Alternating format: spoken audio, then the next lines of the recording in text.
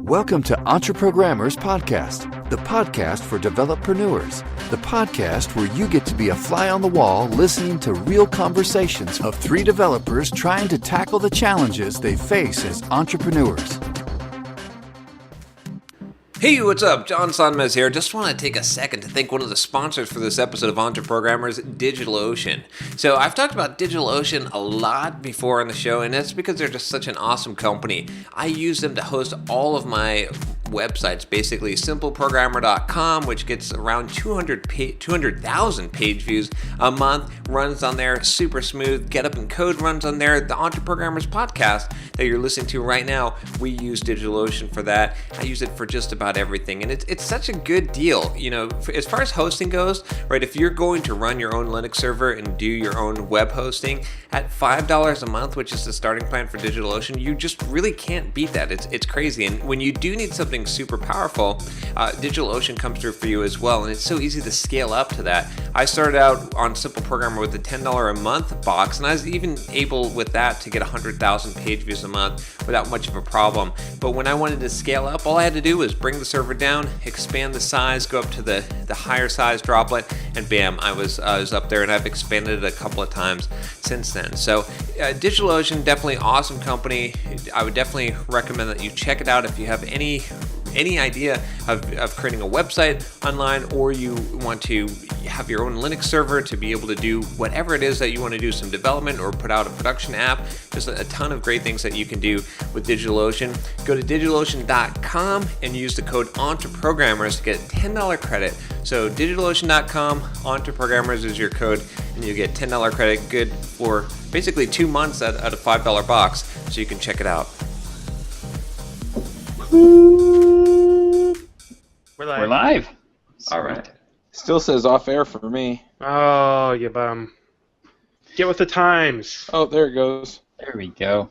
Chuck's just going to be on a 30-second delay all day. That's right. All day. I'm on my iPad, so... Well, good luck with that. Yes. So, Derek, how's Texas treating you today? Oh, don't ask. Oh, gosh. You're like, how far are you from Dallas? About an hour and a half. Oh, okay. So it's not as, Yeah, it's so probably not as crazy as like... Not as crazy as when there was a biker gang at the restaurant next door. Yeah. Oh, gosh. But yeah, it's yeah.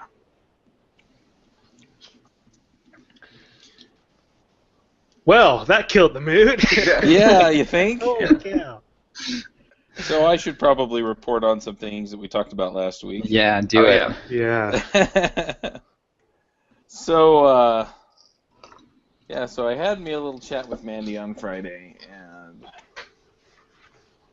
it kind of went the way I wanted and kind of didn't go the way I wanted. But we basically agreed, mainly because I just told her that was how it was going to go. But anyway, I talked to you guys, then I talked to my dad, and then I talked to my father-in-law, who incidentally have all run small businesses. My dad's a dentist. My father-in-law is a general contractor. They've hired people. You know, they've done a lot of this stuff. So, you know, I'm like, what in the heck do I do? And so kind of what I came to was that I really want to move everything to fixed pricing, because it seems like the concern is you're automating stuff and you're cutting my hours. And so I felt like, I only want her doing the stuff that I really need her doing, and if I wind up automating something, then if we have that fixed price, then it's a value renegotiation, not an hours being cut negotiation, if that makes sense. Mm-hmm. And so I said, look, you know, we're already doing fixed price on the podcasts. You know, let's do a per conference price to manage the conferences. Let's do a per job price for any of the other stuff that I've got you doing. And that way I can figure out, oh, Mandy's been doing this and it hurts not to have her doing this, so let's work something out there. Or if she feels like there's something that she's doing that I really ought to be paying her for, then, you know, she can negotiate what that's worth. And she was mostly okay with that. She still felt, I think, a little bit like I didn't appreciate her the way that I ought to. But if I don't recognize that she's doing something, it's because it's not being communicated well that she's doing it. So anyway, and then I also had talked to a few more people because I was thinking, okay, if this goes sideways, I need to pull somebody in now so they can start editing the podcasts. And so I talked to a few more people, and I realized that everybody I talked to is priced at half what she's charging me per podcast episode to edit it. Right. So I went back to her, and during that same conversation, I said, look, I like that I can depend on you, and I like that I can, get this done and that it's done well and that I don't have to worry about it, but I can't ignore the fact that it's half the price. And so I said, is there any way you can come down on that price?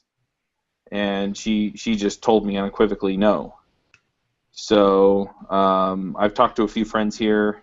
I'm probably going to send some episodes around to people, and we'll see what happens. She basically said, well, all those services are crap, and you're not going to get what you want. So I'll see what they do for me, and then if it's crap, then I'll stick with her, and if it's not, then she's probably going to lose that work. And it sucks because I like having a personal relationship with her, but the amount that it would save me is a few $1,000s a month. Oof. Yeah. And I just, that would get me from, boy, I'm right on the edge of being able to, pay everything. And so some months I make it and some months I don't. It would move me into the place where I make it every month and have a little money left over. Mm-hmm.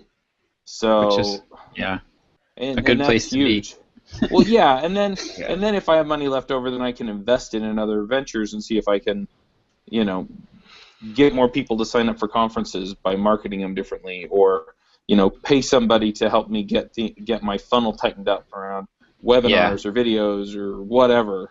Mm-hmm. Yep. So this is kind of the classic. This is sort of reminds me of the discussion that goes on every time a site like 99 Designs pops up, where people are like, set their hair on fire. They're commoditizing it. Well, guess what? That's what happens. Yes. Like you're highly skilled.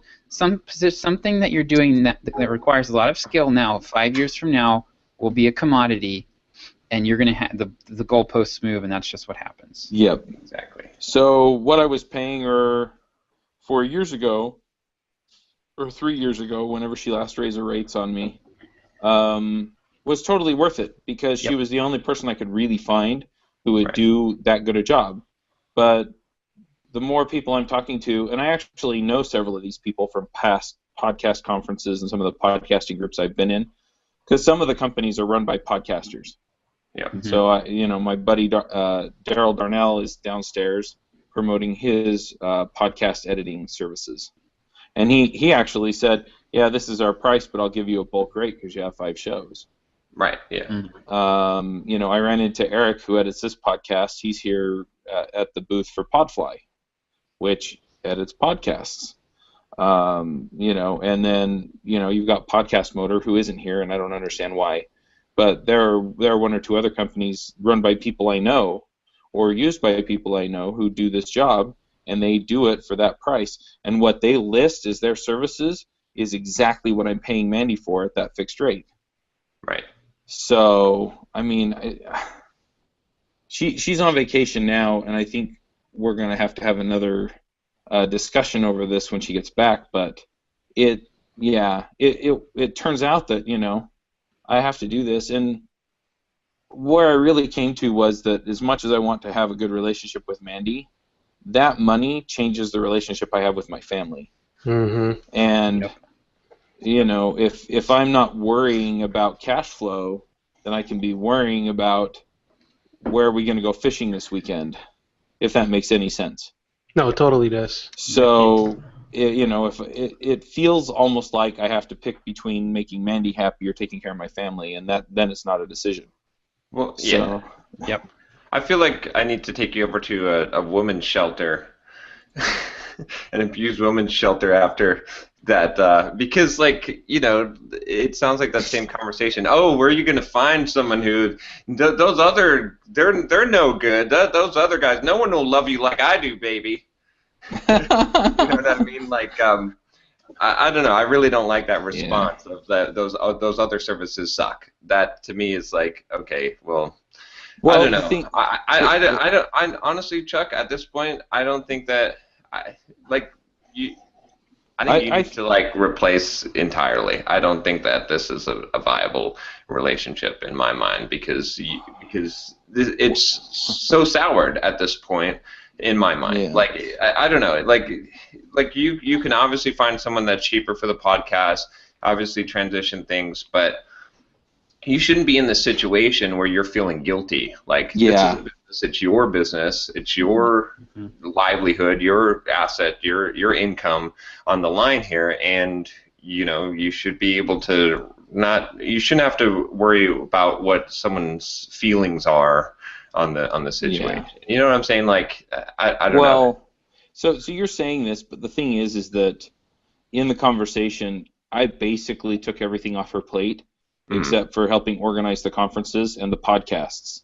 And I'm planning on automating as much of the conference organization as I can anyway, to the point where I'm going to be paying somebody $10 an hour to fill in a form that sends an email out to people, as opposed to paying Mandy her rate to do all the high-touch setup stuff. And then I can manage, or I can have somebody who understands the process manage the emails that come in from the speakers.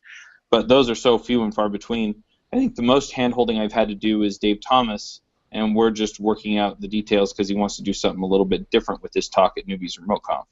But, it's going to take me all of about an hour total to help Dave out. And all the other speakers are like, okay, what do you want me to do? And maybe a dry run, which is 5 minutes on Crowdcast, so they know what they're dealing with.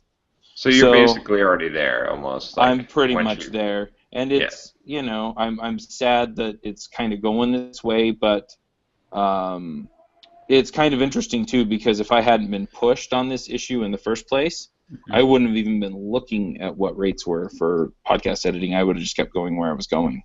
Yeah. Right. And I'm not saying it's her fault because it's my decision, but, at the same time, I wasn't even thinking about this a month ago. Yeah. Yeah, if you're going to, there's this the drumbeat of raise your rates to freelancers is good, but you have to be also providing way more value. The value has to be so above and beyond that you wouldn't even consider. You look at what these other podcast editors are getting, and you look at what you're getting. You're paying twice as much, but you're like, oh my gosh, I can't live without all this other stuff. Right. The vast majority that and the vast majority of the time, when you are doubling your rate as a freelancer, it's for the next client, not exactly. your current. Yeah. Yeah, you have to have multiple. It's almost never the current client. I mean, I've been working with my client for I've been working with my current client for 2.5 years now, and I've had a 10% bump since I started there, which is reasonable, but it's not like I'm going to double my rate. No, that's going to happen at the next client. Well, and the whole idea of the value-based pricing, right? Which is that you are essentially the reason why you can do that and not be you're either commodity-based pricing or value-based pricing. If you're commodity-based pricing, that means is that you are charging whatever the rate is. That's hopefully a good deal. Your staff augmentation for the service. Right. If you're value-based pricing, your proposition is totally different. It's basically saying, look, this is what I am, when I do this work, I'm charging you 25% of the amount of extra revenue that this work is generating for you, right? And that's for example, when Josh when Josh wrote the copy for the 10 Steps launch, right? It was a pretty simple deal for me because he was like, okay, I'm going to charge you, I think it was $5,000 for this. Yep. And then I said, well, $5,000 plus 10% of what over past that, because I really wanted this to be value-based pricing, and it was a pretty good deal for me because I'm in my head I'm thinking, okay, well, the worst that we're going to do is make $10K. So if Josh is going to charge me $5K to make a minimum of $10K, that's value. That's a good deal, right? He can charge that amount. Where someone might have said, holy crap, you're going to pay someone $5K to write a page, like, you know, to write a few emails in the sales page. People did. And I was like, wait a minute, you're misunderstanding the point. The point is that you could charge that much. Like if in that situation, Josh said, oh well, I'll just work at an hourly rate. What would the hourly rate be? Like you see what I'm saying? Like it's like he's got the value-based pricing, and that's where you don't have. There's none of that happening in this situation, and that's what makes it so difficult. Is if Mandy were coming and saying, oh, you know, look, I do this, and it's going to generate this extra revenue for you, or you know, it's like whatever it is, but that's not happening. She wants to operate as a service, which is fine, but that puts her in the commodity-based pricing, and that means that she's going to have multiple clients in order to run a business that way.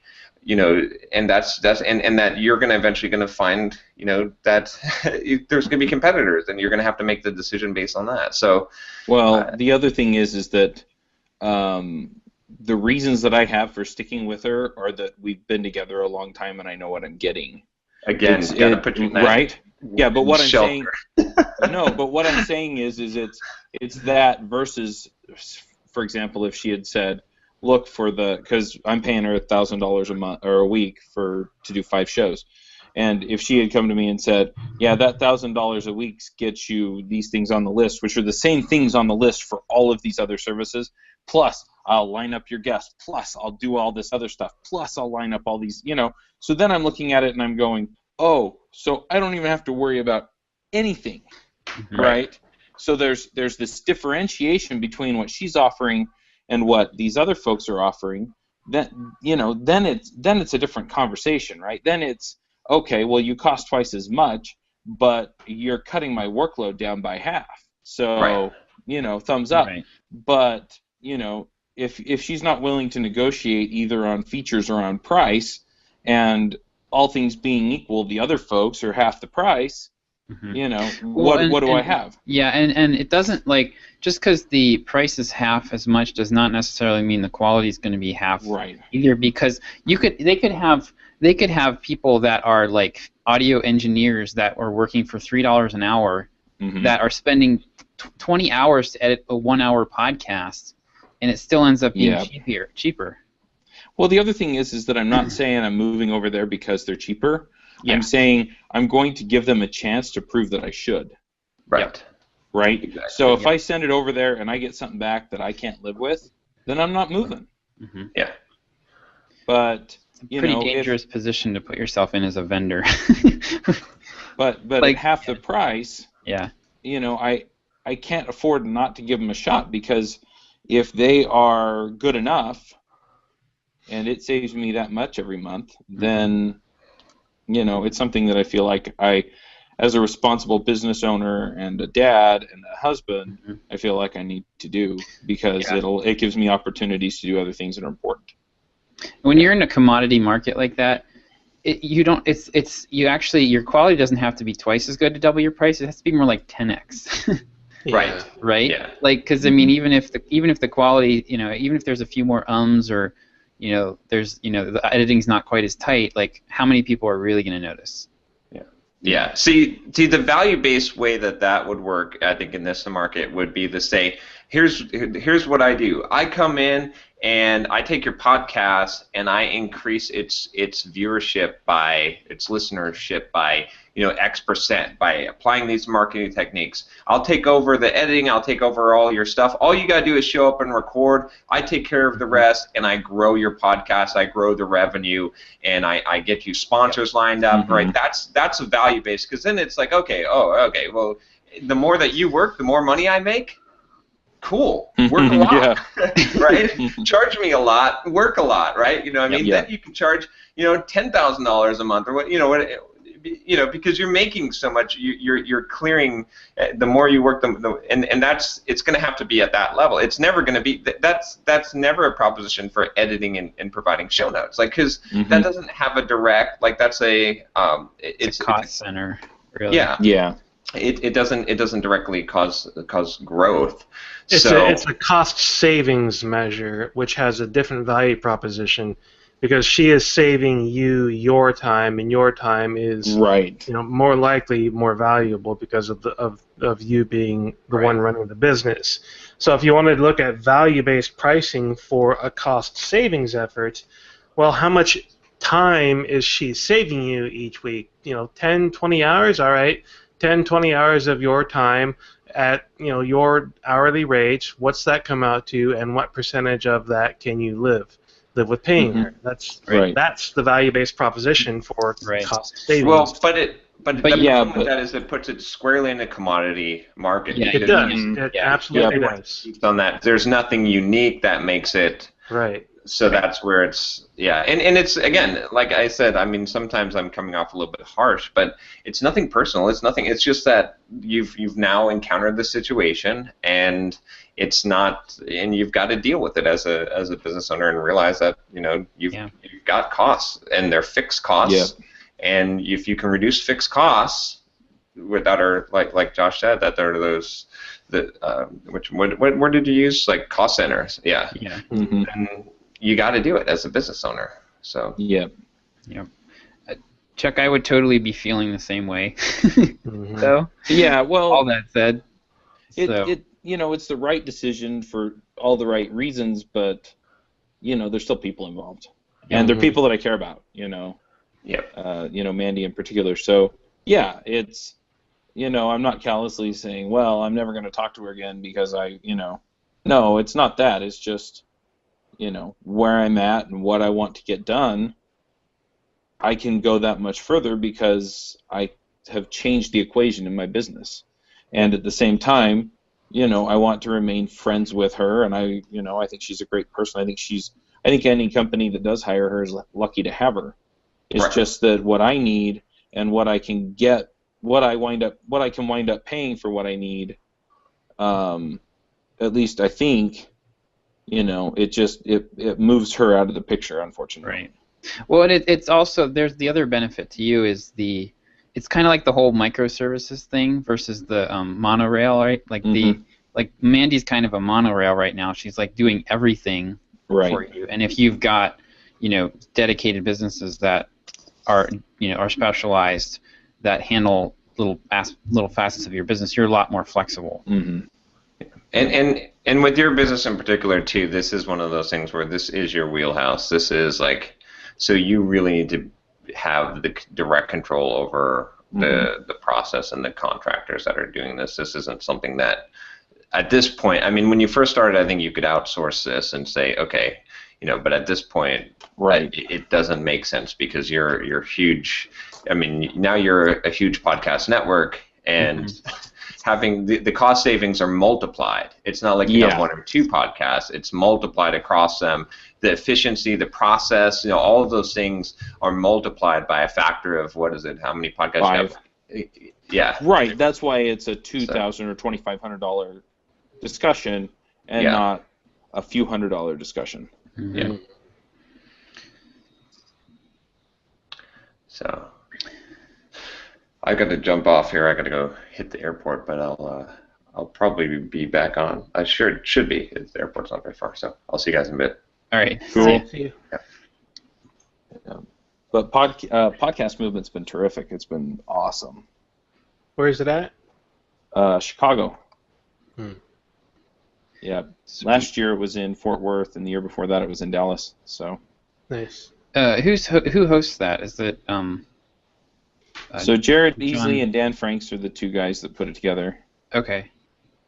And so I hung out with, and talked to John Lee Dumas and Kate Erickson and Pat Flynn and Cliff Ravenscraft. I met Dan Miller and talked to him for like 10, 15 minutes. I've met all kinds of people. It has been just awesome. And I went to a workshop on Wednesday where they were talking about live video stuff like Periscope, YouTube Live, Facebook Live, and I've decided that that's really the direction I need to head in order to bring people into the communities that I want to create for new programmers and for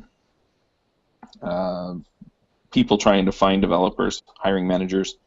and for some of the other communities that I want to create for the conferences. So I'm going to be going and doing a whole bunch of work on social media to try and create those communities, and then I'm going to be periscoping and YouTube living and stuff basically as much as I can to get the word out there, and then just sharing it on social media to get people in. Sweet. But I've been trying to figure out, because the podcast growth, it's been good, but I feel like, you know, the communities are growing at a rate where I could bring more people in than I am. Mm-hmm.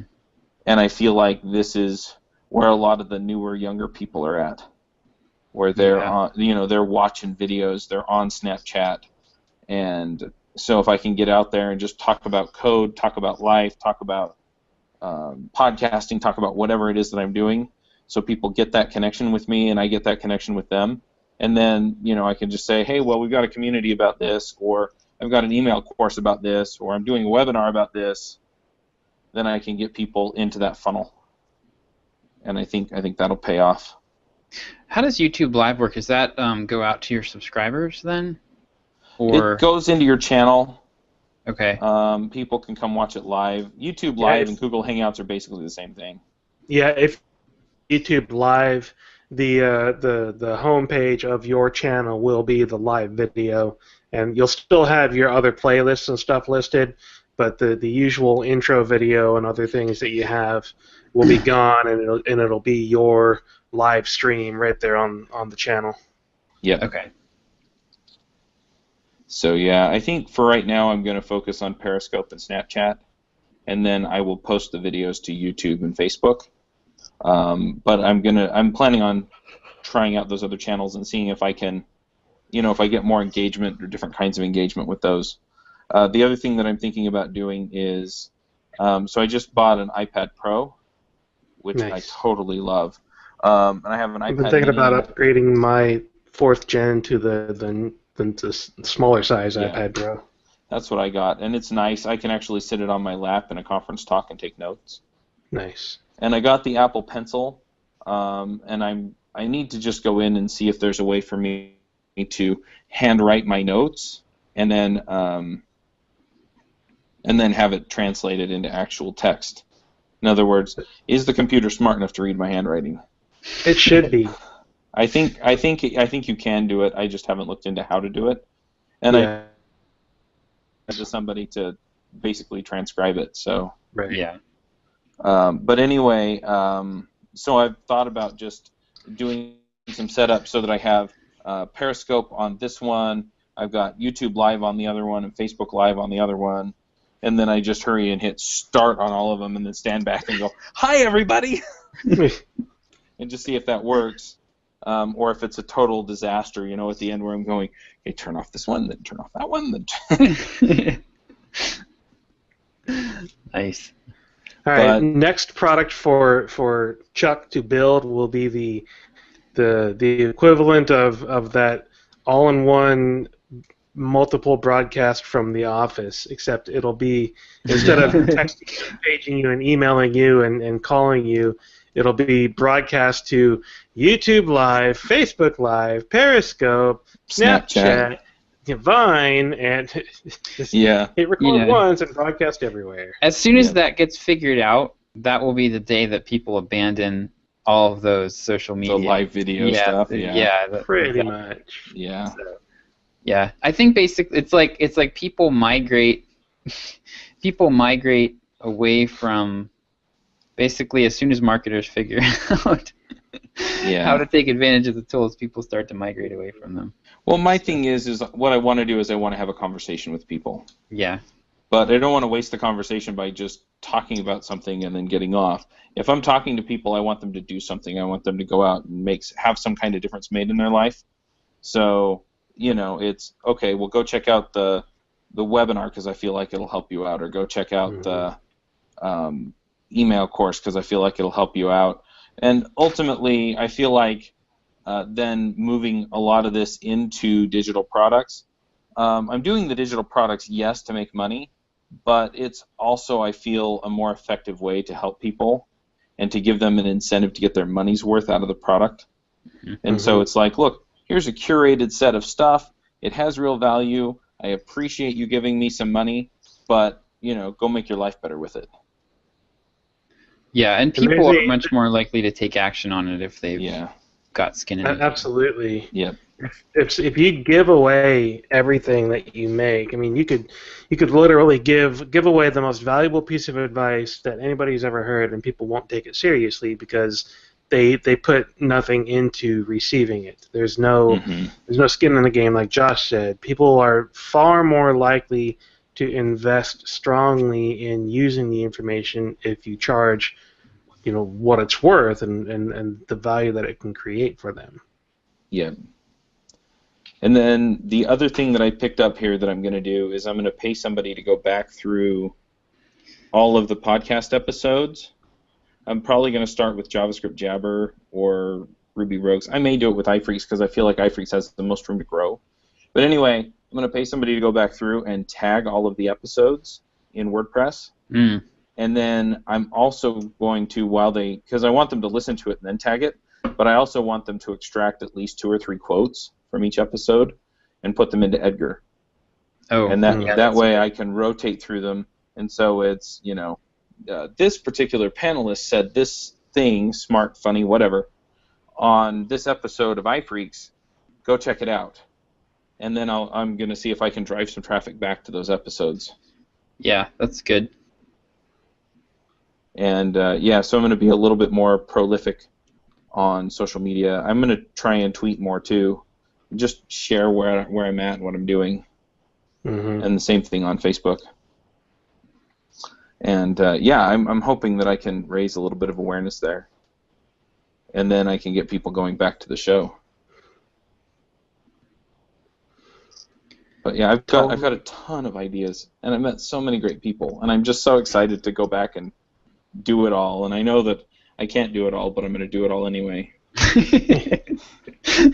it all until you figure out how to do it, and then let somebody else do it. Yeah, that's the thing. I also want to create some communities on Facebook, some groups that aren't groups around a brand, but are groups around a technology or something like that, and see how that works out. I just went to a session on that, and it was so good.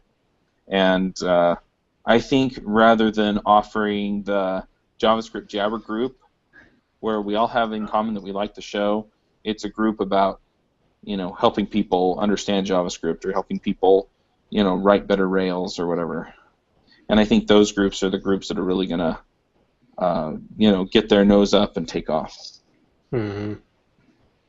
Yeah.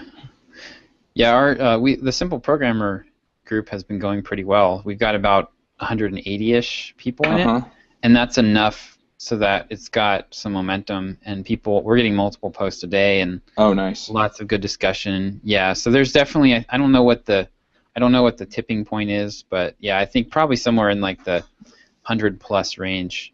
If you can get that, then it'll self-sustain. Yeah, I want to do one for new programmers because I'm writing Get a Coder Job, and I'm going to do the video course and things. Yep. And so then when I go out and I participate in the community, like the Code Newbie Twitter chat, things like that, I can actually say, look, I've got a community for new programmers where I just answer questions and where other people answer questions. And I think then if I can get enough of the right people in there, both people who want to help and people who need help, then I think that can grow into a community that really engages. And then when I do the book launch, I can be like, hey, get on the book launch list, or hey, go to the webinar, or hey, do this. And I can grow it to the point where people really are in there to help each other and get that help and do the right things, but also it kind of builds my brand and my credibility with them to the point where they engage with me and I'm giving them what they need, and I can profit from it as well. Yep. Yeah, Facebook groups are kind of like, they're up there in terms of, at least for right now, they're up there with email in terms of how much interaction you get with people. And I know people that are able to do significant product launches based mostly off of Facebook group versus email. Right. Yeah, and then the other one that I heard about, and this will be interesting, and I know Derek's going to have an allergic reaction to this. But they were talking about webinars and webinar sales funnels. Mm-hmm. And one of the things they do is they do live webinars, 4 or 5 times.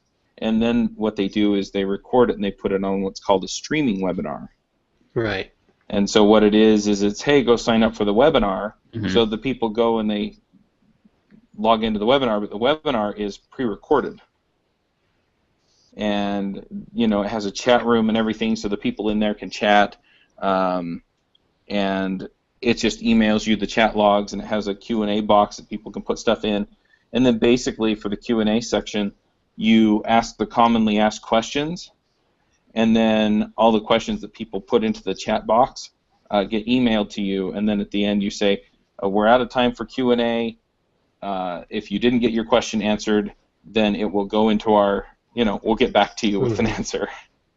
And so the trade-off is A, it's not live, so you don't have to spend the time putting on the webinar, and you don't have to you don't have to do all the prep work and all that stuff.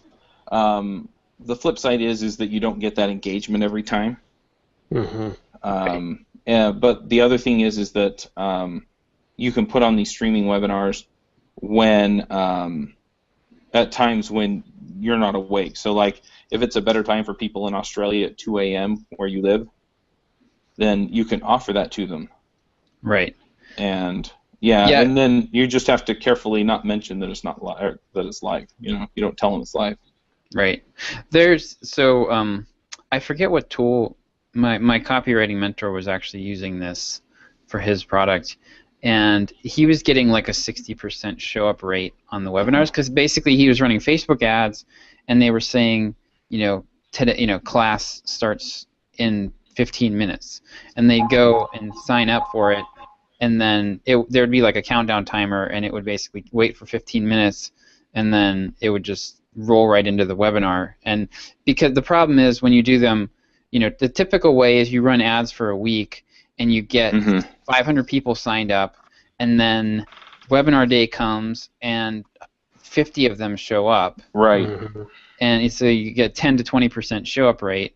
Well, with these evergreen webinars, you get a much higher, because it's like now, right? I mean, like it's like immediate. Yeah. So you get like a 60%, 50, 60, 70% of people sit there and go through it. Yeah. And I guess the streaming webinars tend to convert pretty well. Yeah. Not as well as live, but it's a value trade-off on your time. Mm-hmm. But yeah. Well, actually, I think I don't know that that's a hard and fast rule either, because a lot of times what people do is they'll do 5 of them, and the one that converts the best, they'll can that one and use that one. Yeah. So, like there are things like I was consulting with a client that had recorded this. It was a teleconference, like a teleseminar. They recorded this thing like 15 years ago, and they could not beat this freaking recording. They reran it they redid it multiple times, and they just could not, for whatever it was, like the tone of his voice or whatever in that one call, like it consistently outperformed every attempt they made to re-record it. So so you can actually you can get your best recording, your best performance on tape. Yeah, John Lee Dumas apparently did it a bunch for his webinar on Fire and for Podcasters Paradise, and so it was all pre-recorded. You go to his webinar, and he wasn't actually sitting behind his computer talking to you, and I guess it worked out pretty well, and people didn't feel slighted that it was a recording. I've heard him say that he was getting like 20% conversions on his webinars. Yeah, I think his live webinars were getting a little bit higher than that from what I heard at the talk they gave yesterday. But nice. Yeah. We did that same kind of thing when I worked at Telerik. All of our product launches were webinars, but they were all pre-recorded video. We would have an hour of content, and there would be 6 of us delivering, 5 or 10 minutes at a time, and each one of us would pre-record.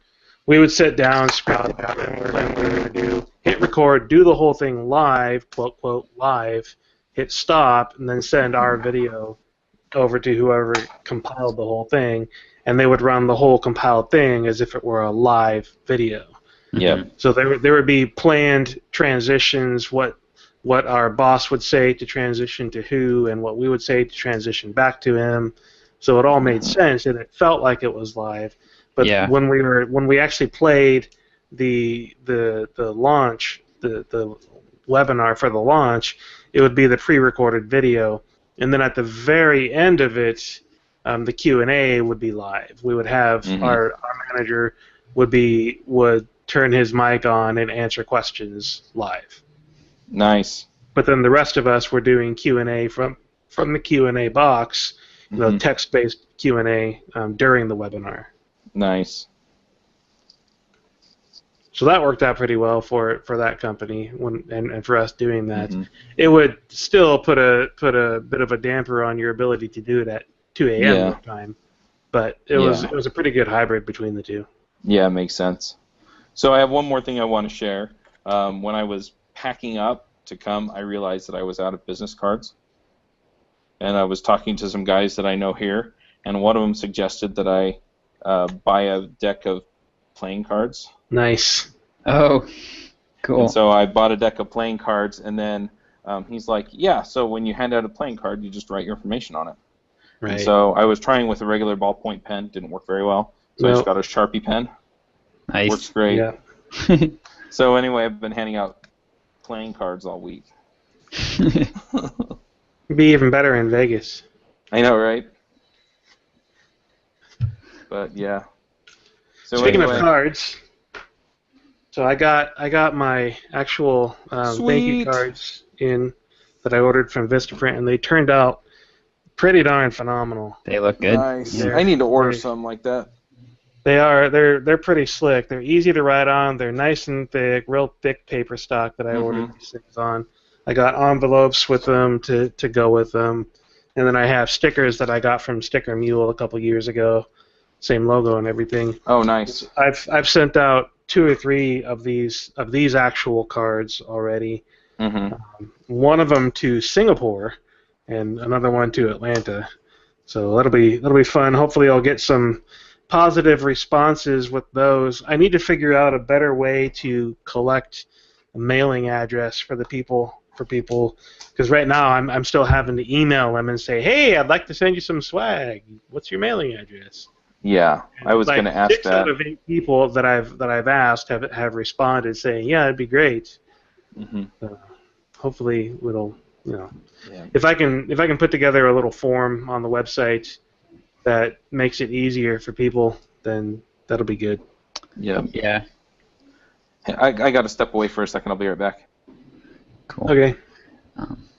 Yeah, do you have after people sign up, do you have a thank you page? Could you throw it on there? I do. Yeah, I probably could. My plan is to put a video, a talking head video on there, but that'd be a pretty good place for the form. And if I get the form in there now, then I can mention that in the talking head video. Sign up, send me your address below, and I'll send you stickers. Woo!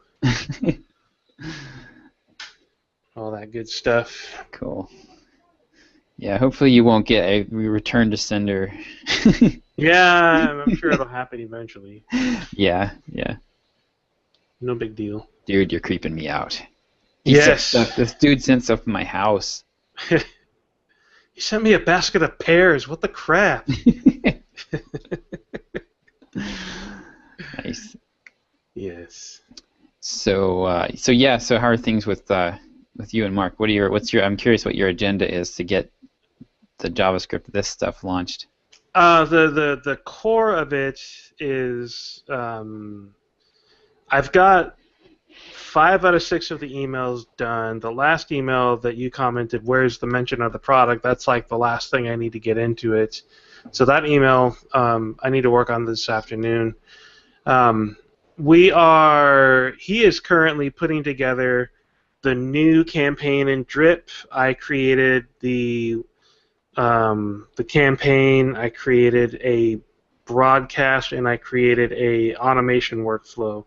So what we're doing is he's putting all of the emails into the campaign, and he is taking what you and I had previously written as the welcome email, and we're taking that and doing something slightly different with it. We're turning it into a blog post, but also B, into the initial launch email, broadcast email of this of the revamped email course. So it's going to go out to everybody on my mailing list that has never been through or never subscribed to the Mastering JavaScript This email course. Okay, that's cool. Which is about 3,700 people, and it's going to include a one-click sign-up link at the bottom of it, which is why I have the automation workflow in Drip, so that we can get them from that one-click sign-up into the email course and into the sales pitch and everything. We're gonna keep the sales pitch fairly simple right now. We're not going to change it a whole lot from the sales pitch that I currently have. It's going to be meaning the landing page. The sales page. The 3 emails that I have after you go through the course. Okay. Right. So those are going to be mostly the same. They're going to be cleaned up a bit. Talk a little more about the value that they provide. But we're going to change when we send those, I think. We were talking about sending those in parallel when you hit email number 2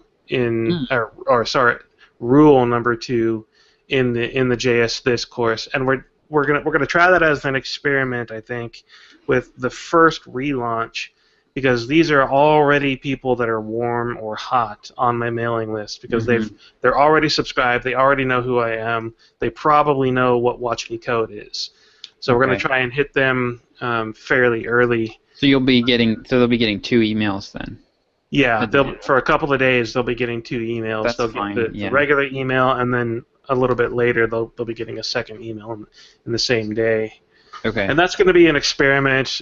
We talked about this quite a bit a couple days ago, and when we get to the point where we're going to launch for general traffic off of my blog, the day 0, the welcome email that I had written, that I'm turning into a blog post, that'll be posted as a blog post, and that'll be what we use to drive people into the JavaScript This email course. And at that point, we're going to have that sales pitch, sales email sequence at the end of the series, because it's going to be cold traffic, people that are probably not ready to buy yet, need to have the whole sequence. Well, you're going to find, I think what you're going to find is that half of your, like a third of your sales will come immediately, and then a third will come after, during the discount offer, and then another third will come later. Right, and we're planning for all of that. So the initial launch, the get it done this week, is for my existing mailing list. So we know that they are going to be at least fairly warm, and we're going to work on a landing page video for when they sign up for the email course. It'll take them to the thank you page, and the thank you page will have a talking head video of me talking about the course, sharing a brief introduction story kind of thing, and then providing the full, or a mini sales pitch down below that video. Here's the full product suite that has all the fundamentals in it. You can go buy that right now. So we'll capture those people that really do want to buy it right now. So on that, the way that we're doing it is like literally we just have a call to action button versus having. Okay. I would try that first, and then if you wanted to have, because I think people will see all the other stuff, and they'll be like, oh, this is going to be a sales pitch, and they'll. Well, all the other stuff was going to be like a few bullet points, like a few sentences. Yeah. Maybe. Yeah, I would still try just keep it simple. Yeah, I mean that's usually with like a VSL and stuff. That's what I was modeling that after, which usually what you do is you have like this 45-minute long video, and there's not even a button underneath it until like 25 minutes into the thing. So it's like just really simple, and there's just one thing to do, which is click the button or not. Right. And it's easier, honestly. It's less work. Yeah. True. So I would start there, but. Okay, I'll try that then. Have you looked at anything like Wistia, because you can actually put the call to action? It can like raise up out of the screen and do all these other things. I've looked at Wistia, and they have a whole lot of whiz-bang features that I don't particularly care about. Yeah. They do. That's true. Thrive has a way to put a timer, I think. Right. But I honestly, I think a lot of people, I haven't looked at this, but I bet you a lot of people don't even watch the video and they just click the button and they go to the sales page. Yeah, so I'm gonna put the so we'll put that button on there like you're suggesting, and then there will be the actual landing page for the bundle, which I've got an existing landing page for that. Mm-hmm. It needs to be updated badly, and so we're gonna do a little bit of tweaking to that. But all that being said, the gist of it is publish the new email course, set up the sales email sequence to happen on Rule 2, which is like the third email that you're going to get. Mm-hmm. Create the landing page video. Sorry, not landing. Create the thank you page video for when you sign up for the email course. Update the landing page, the sales page for the fundamentals bundle, and send out the broadcast to my existing mailing list to get them to get my existing mailing list to click that one link to sign them up. Cool. Yeah, so that sounds good. Our goal is to get it done this coming week. Like Mark is literally right now working on putting things in Drip. We've had a few chats over Google Doc comments in the last few minutes while Chuck was talking. So he's working on that right now. I've got a call with him later this afternoon. We're gonna talk about the outline of the videos, and then I'm gonna get my phone out and record those videos real quick once I have the outline. Nice. So yeah, I am itching to get this thing done and launched, at least the first version of this, so that I can have some kind of actual success, some kind of small win. I mean, if I can get this dumb thing to make one sale per week, that's going to be 10 times more than I'm selling right now. Yeah. What are you? What's the pricing on it again? Is it $50? 64. 64. Okay. And then you've got it marked down for the discount, right? Yeah. Okay. Yeah, and I'm probably going to change the discount. Right now it's like 50% off, but I'm probably going to change that. Oh gosh, yeah. Yeah, 20% is probably. Yeah. Yeah, you might be able to go up to like $79 for the pricing too. It would be something. Yeah, probably. Yeah. If I did like a $49, that's one of those price points at $49. If you took, that would be a 24.5% discount. Right. If you went from 79, you mean, or from 64? 64. Yeah. Yep. Yep. You could probably call it 25. Yeah, probably. It'll round up. But yeah, so that's where I am with Mark. I'm glad that he was on board with jumping ship from RabbitMQ. Yeah. Getting this done is going to be good. It also gives us a little more practice before the RabbitMQ one is really done and out the door, so that we can have a little more experience, a little more under our belt for doing this kind of work. Yep. But once we get done with the core of this launch, we're going to talk about next steps for him and I in terms of partnership, joint venture kind of style. My thought right now is that he'll have like a small monthly retainer, and then we'll look at a percentage commission on whatever product we're working on. I might put a small percentage commission into the JavaScript fundamentals bundle right away, and then have a percentage commission start with the relaunch of the RabbitMQ one as well. And that would give us both some skin in the game. I'm paying him on a monthly fee so that he can continue working, and then he's got some skin in the game for really producing top-notch results that convert well and make sales, so that he can earn more than the monthly retainer. Yes, and that works. I can say firsthand. As you can attest, yes. Yeah. So how do you find somebody like Mark? I mean, I keep thinking that, it would be really nice to have somebody who could help me with the copywriting and marketing and all of this stuff that really gets it. Because in my case, you wait for fate to drop him in your lap. Helpful. Fate! Yes, Come on, exactly. Fate. Come on, fate. Because literally, I showed up at my Wednesday coffee shop co-working that I always go to, and lo and behold, my friend Corey brought him to me and plopped him in my lap. And there we go. That must have been yeah, it was. Like, who are you and why are you sitting in my lap? But no, it's what I would suggest, and what I'm probably going to do for some other things that I want done. I'm probably going to use Upwork. I'm gonna put out a job. I'm going to say I've got this video. I need show notes and I need copywriting for the blog post. You got to understand software development. You got to understand this and that and the other. Hire 6 or 8 people to do that. It's probably not that many, but hire 3 or 4 people to do the same video, to do show notes and copywriting for the same video, and pick one. Mm-hmm. Have a backup on hand in case that guy doesn't work out, but pick one. That's what I did with my YouTube videos, and my YouTube editor, Suresh, he's done freaking amazing.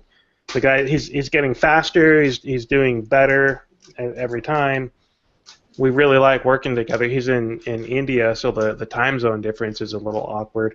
We basically only get to talk early in the morning or late at night, my time, which is the opposite for him because he's 10.5 hours time difference.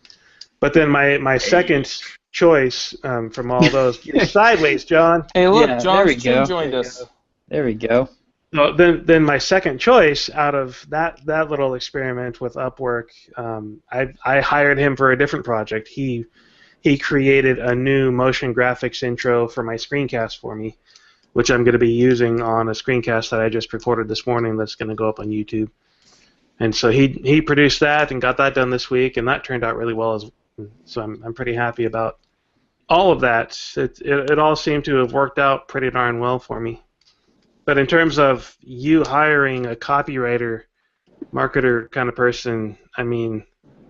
Yeah, I listed something on Upwork, and I actually got a phone call from one of them, and he wanted like $3,000 to set up my Facebook page, help me get like 3 or 4 months of content together for it, and then show me how to continue to maintain it from there. No.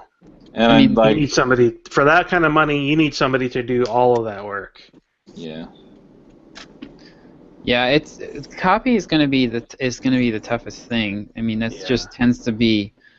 It's like if you're hiring someone overseas, they're not going to have the finesse. Yeah. With the English language to be able to do it very well. It's just so you're pretty much stuck. And then there's people that are. There's a lot of people in the U.S. that are not that good, and you can't really tell. It's really hard to tell, and they all charge a lot of money. So, well, the other thing is I want to maintain my voice, and so I don't want them to write everything for me. Right. I want like sales pages and email courses and those things. I really just want them to help make sure that I'm being clear and communicating well, and less for them to actually just write it for me. Mm-hmm. Sorry, what were you saying, Derek? I was just going to say for things like show notes and writing up a blog post for an episode, I mean, that kind of stuff you can outsource and just review it real quick. But when it comes to really true copywriting for sales and marketing and email courses and stuff like that, you need to have somebody that is going to be invested in your business and understands your business. You're gonna need to find a media specialist copywriter because that's what you do. Yeah. And that person is going to have to be trained a little bit in software developer terminology, which is fine. Mm-hmm. I mean, Suresh doesn't have any software development experience, so I've corrected him once or twice on, it's not C# letters, SHARP, it's C#. C#, yep. Yeah, so it's no big deal though. It's like, okay, I'll fix that, and it's great. Now he knows. I don't have to ever remind him again. It's just little things like that that you're gonna have to work with somebody, go back and forth, get feedback, all that stuff. Like Mark is doing a crap ton of work for me. He's I have like most of the research and notes and emails for the JavaScript this course done, but he's taking everything that I've already written and basically putting together the entire production side of it. I've done the content creation. He is doing the production work for me. Right. To put it into Drip, to get the automation, to get the tracking, to get the sales page, to do a lot of that work, and letting me really just focus on the content side of it, so that it's me and my voice and all that. Yeah. Hire for the skill you can't train. Yeah. That's a really good way to put it. Yeah. So yeah, that's about it with me. This week has been basically just all marketing efforts, trying to get this stuff done and out the door, and I'm looking at what I need to do to have done next week and realizing I need to have I've got my second webinar for functional JavaScript next week, so that's going to take up some time. But I also need to have a screencast for my real Watch Me Code videos done for next week, and I sat down last night and thought about that and realized it's only been a few weeks since I've recorded a screencast for Watch Me Code, but I've been so focused on my marketing efforts that I feel like it's been months and I have no clue what I'm doing. And I need to get out of this project mode, this marketing project mode, and back into the flow of content, because I haven't written a real blog post in I can't remember when. All I've done is post videos on my blog for the last month or two.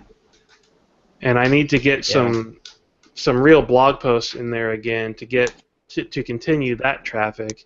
And I'm fine with posting videos on the blog, of course. It brings in traffic, but it's not always a great format for the things I want to say.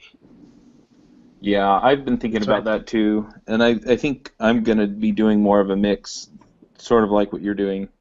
And what I may also do is take some of the videos or record an audio version of what I want to say in the blog post, and then just have somebody transcribe it and then work it from there. Yeah. Because I've gotten pretty comfortable just saying what I think and dictating my thoughts. Right. And when I sit in front of the blank canvas, Josh has written about this a couple times on his email list. I don't know what to do. And so, yeah, I'm much more comfortable saying it than writing it. And then I can start from there. For transcriptions, I'd just go to rev.com. It's cheap and easy. They do a really good job. What is it, rev.com? Yeah, rev.com. I use that for all my transcriptions. It's $1 a minute, and then there's a couple of different add-ons you can do. But it'll take you 2 minutes to upload the video or the audio and put in, select the options that you want, and usually within an hour I've got my result back. Yeah. There was one time a couple of weeks ago where I uploaded 7 videos all at once, so it took a few days to get all of them back to me, but I expected that, since 7 videos at like 45 minutes each. It was a lot. Yep. Yeah, Rev's pretty killer. I use them too. Yeah, I get a better deal transcribing my podcast episodes, but if it's a 10-minute thing, then yeah. Yeah. Right. Hey, what's up? John Sonmez here. Just want to take a second to thank one of the sponsors for this episode of EntreProgrammers, DigitalOcean. So I've talked about DigitalOcean a lot before on the show, and that's because they're just such an awesome company. I use them to host all of my websites, basically simpleprogrammer.com, which gets around 200,000 page views a month, runs on there, super smooth. Get Up and Code runs on there. The EntreProgrammers podcast that you're listening to right now, we use DigitalOcean for that. I use it for just about about everything, and it's such a good deal. You know, as far as hosting goes, right? If you're going to run your own Linux server and do your own web hosting at $5 a month, which is the starting plan for DigitalOcean, you just really can't beat that. It's crazy. And when you do need something super powerful, DigitalOcean comes through for you as well, and it's so easy to scale up to that. I started out on Simple Programmer with the $10 a month box, and I was even able with that to get 100,000 page views a month without much of a problem. But when I wanted to scale up, all I had to do was bring the server down, expand the size, go up to the higher size droplet, and bam, I was up there, and I've expanded it a couple of times since then. So DigitalOcean, definitely awesome company. I would definitely recommend that you check it out if you have any idea of creating a website online, or you want to have your own Linux server to be able to do whatever it is that you want to do, some development or put out a production app. Just a ton of great things that you can do with DigitalOcean. Go to DigitalOcean.com and use the code EntreProgrammers to get a $10 credit. So DigitalOcean.com, EntreProgrammers is your code, and you get $10 credit, good for basically 2 months at a $5 box, so you can check it out. I've thought about doing that as well, getting some of my YouTube videos transcribed and turning them into code examples, or other written forms on the blog. Yeah. You know, one thing that I'm going to keep doing that I think I've sort of found the solution to is I'm just spending 2 Pomodori, basically an hour every single day writing, and I'm writing my book, my new book, of course, but they're also going out as blog posts. Right. And I thought, okay, well, that's not going to make much of an impact. But in reality, I'm probably producing like 3 blog posts worth of content a week, maybe 4. So, because I'm producing, in that hour time frame, 1,000 to 1,500 words, and I'm doing that 7 days a week. So I think just possibly, I don't know, for me, I always had a problem where, on Sunday night, I'd be scrambling to write a blog post to go out on Monday. Mm-hmm. But I'm liking this because this is keeping me writing every day, and then I'm producing way more content than I need, as far as blog posts. My goal was just to get 1 out a week, but I can easily get 2, 3 out a week, and it's not too stressful because just taking that hour every day. So I don't know, maybe developing some kind of cadence like that would be useful, and it keeps you in the habit of writing. Yeah, that's ultimately what I want to get to. I need to get past my current project mentality for the marketing stuff, though. Yeah. Once I get into more of just a regular flow of, I record a video on this day, I record a Watch Me Code screencast on that day, I record, I do whatever on these days, then I'll get back into, okay, let's sit down, let's an hour each morning, Monday, Wednesday, Friday, probably for me, is going to be writing. And I have books that I need to write, things that I've had on my to-write list for a long time, and they're going to produce some pretty killer blog posts in the process of writing these little ebooks that I want to do. Mm-hmm. Yeah, it really kind of, I think it's one of those things where you go through seasons, Yeah. Right now, I'm basically, I have to really stay focused on creating my course.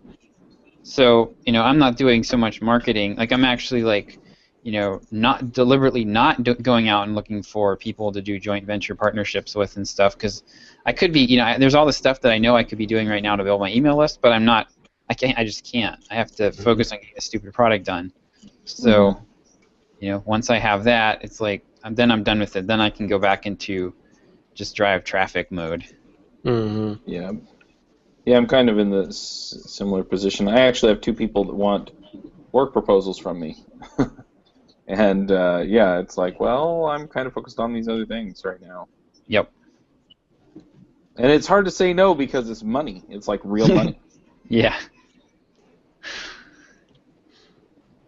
Yeah, so I had some fun. Speaking of real money, this week has been fun for me. So I decided I really want to get serious, get this stupid course all put together, and I've been stripping my gears about it all week, and I decided, I think on Monday or Tuesday, I was like, you know what, I am going to just cancel my coaching for now.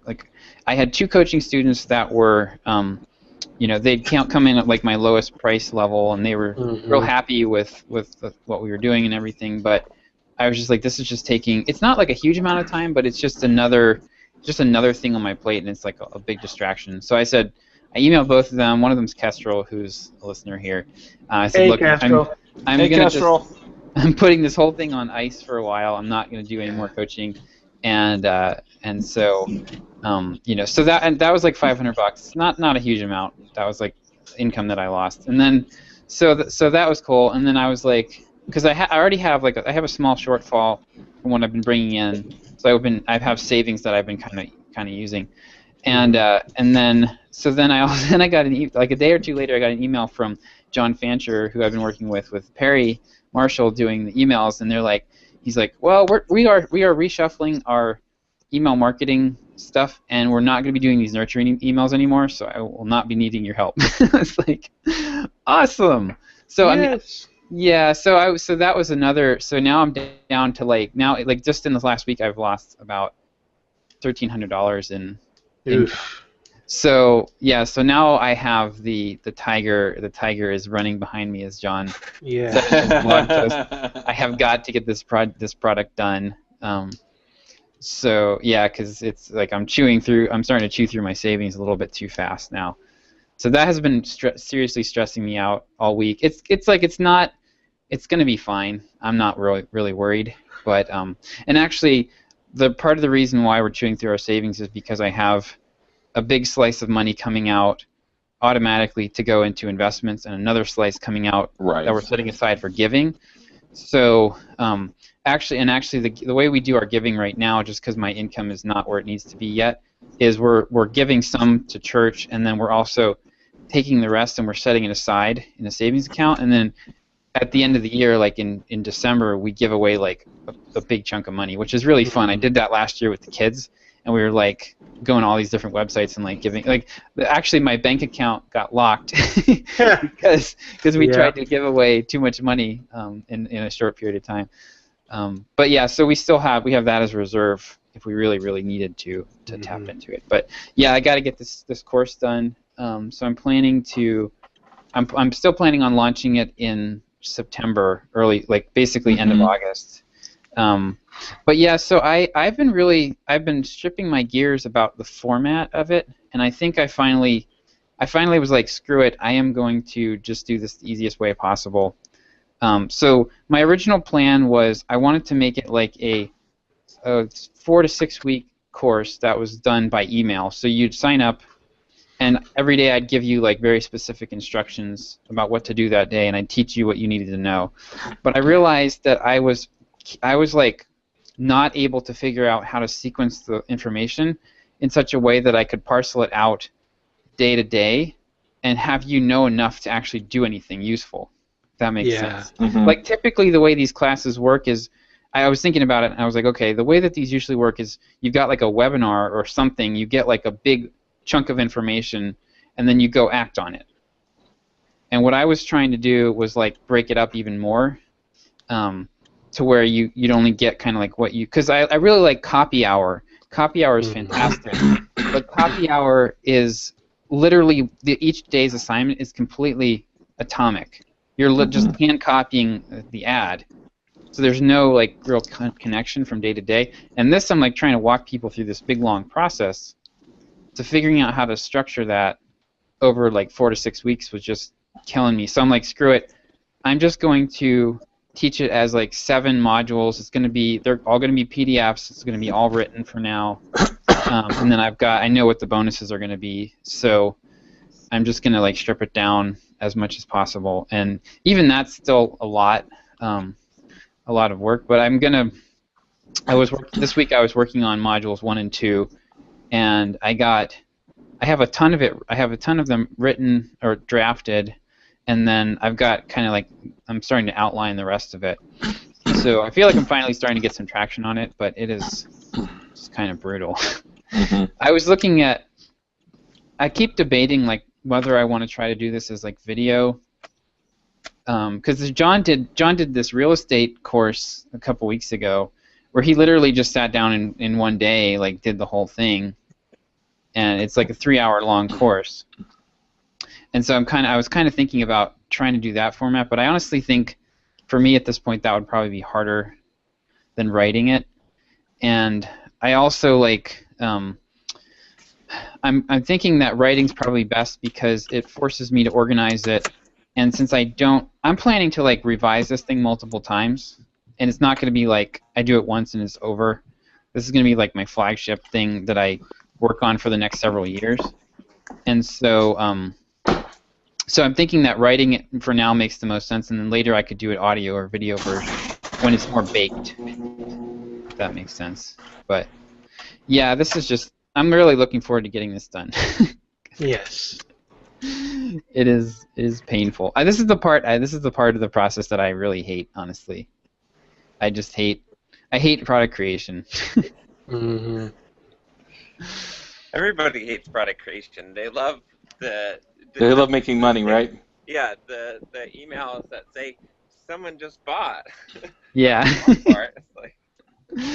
Yeah, but I just really need to do this. I really, really, really need to do this. I had a guy email me this week who's been on my list, and he saw I did that semi-disastrous webinar, which I've gotten some good feedback on. So there were, when I sent out the email, I played up the problems that I had actually, so I had some fun with it. So people were emailing me and saying, "Oh, this was actually really good," so that was nice. But so he saw that webinar, this guy, and he emailed me. He's like, "Dude, like, I want to buy some consulting time with you, and then I also want to pay you to come do a webinar for my audience." I'm like, okay, that'll help with that. That'll help with that shortfall.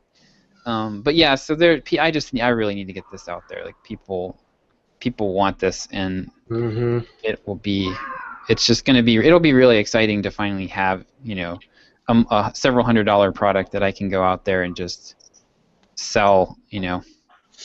It will be a money machine that I can just crank anytime I need or want money. So need to get it done. We lost John. There's John. John's back. I think he's back in his cave. The master of the mobile. Wait. You're back. Wait, how? I thought you were going to the airport to go somewhere. No, I was dropping off his wife and daughter. Okay. All right, okay. Apparently there's some kind of crazy line for checking bags. Like, we're TSA pre-check now, so it should be faster. That is so the way to go. Yeah. If you haven't done that, do it. I mean, I flew out here. There were it was the longest line I'd ever seen at Salt Lake Airport, and it was like 5 people at TSA pre-check. It was the longest line I'd ever seen at TSA pre-check. And the other line wasn't that long either this time, but sometimes it's like clear out to the outside door. Yeah, and good luck going home, Chuck, because O'Hare is one of the worst airports right now. The lines are sometimes taking 4 or 5 hours. Well, I have TSA pre-check, so I'm hoping to skip all that. It's such bullcrap that like the news is like, oh, like there's lots of summer travelers, so TSA, expect long waits. Bullshit. It's terrorist activity. It's like this is not like the only thing that makes sense is that there's extreme danger right now. Like that's obviously the problem. Like they have a tip in the city you're in that they're looking for someone. Right. There's obviously stuff planned. There's obviously stuff going on. Like it's just too obvious. Like there's never lines like this. This is, and things have gotten more efficient with TSA. So yeah, there's no way. There's something going on. So. But definitely get the global entry. If you actually, it's too late to get it now because now it's like in order to get your appointment because everyone's getting it. But it's like $100 for 5 years, and it gets you TSA pre-check and through customs. Oh, nice. Oh. Yeah, so it's like I just got mine. I just slipped in and got my appointment. Like in San Diego, it's nice because there's like 4 or 5 offices down here because we're right next to the Mexican border, and that's where you have to go, like border patrol areas. So we just got all of our global entry and pre-check stuff. Okay. So, but. I don't go international that often, so. But the thing is, like, it's $75 for TSA PreCheck and $100 for global entry. What if you already have TSA PreCheck? I don't know.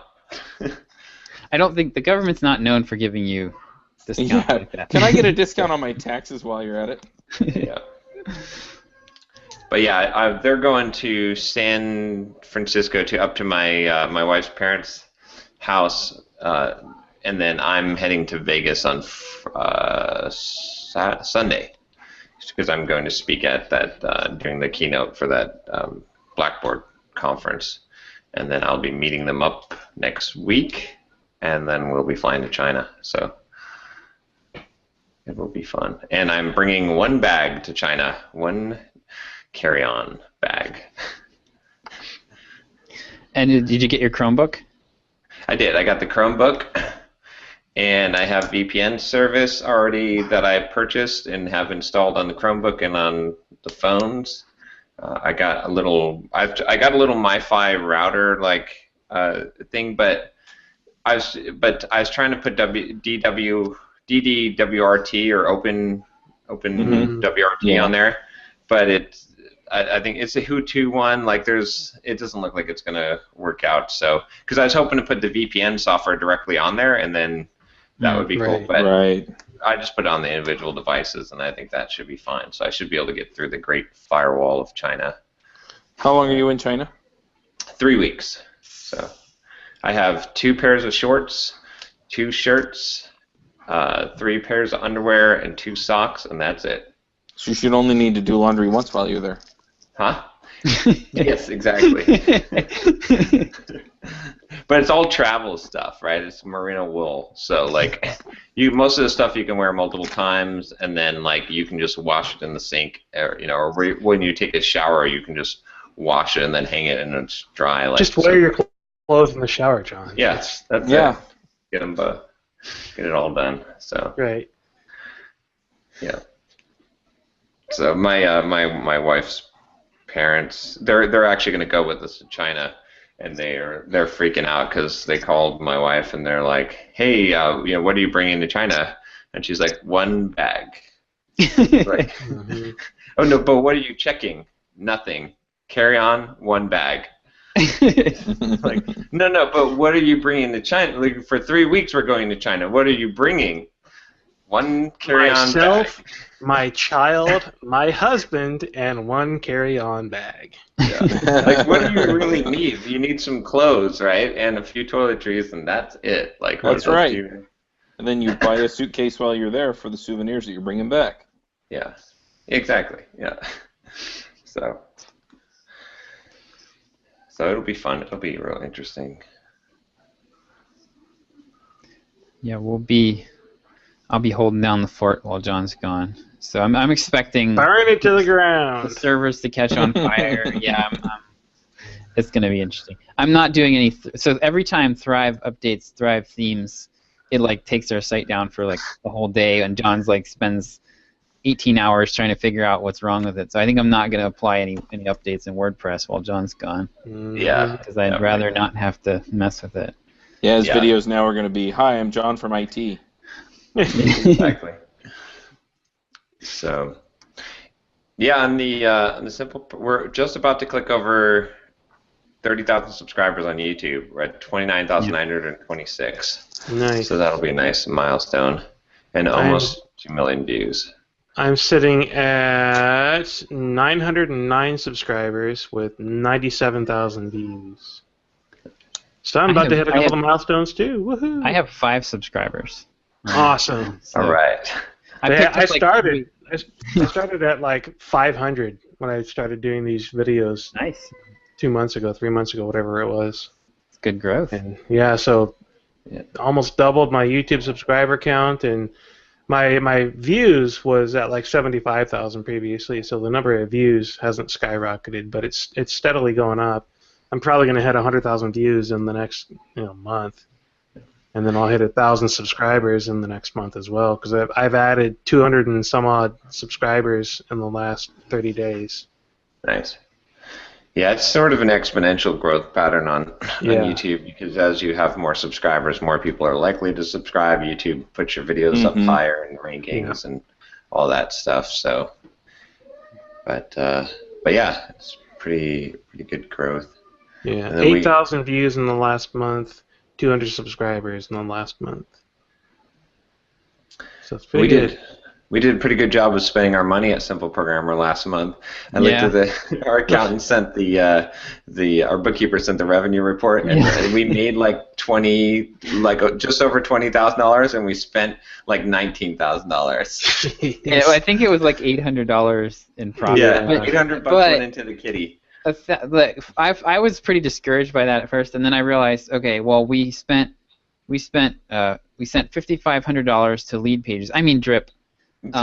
We paid for our whole year worth of drip. Yeah, I got paid with mine as well. It cost me $1,400. And then also so basically between that and my retainer, like if we were, I've just been it's been freaking me out how much money we've been spending, but actually my retainer is a big chunk of that. So when John and I are splitting it 50-50 later, my retainer obviously won't be an expense anymore, so our expenses will drop way down.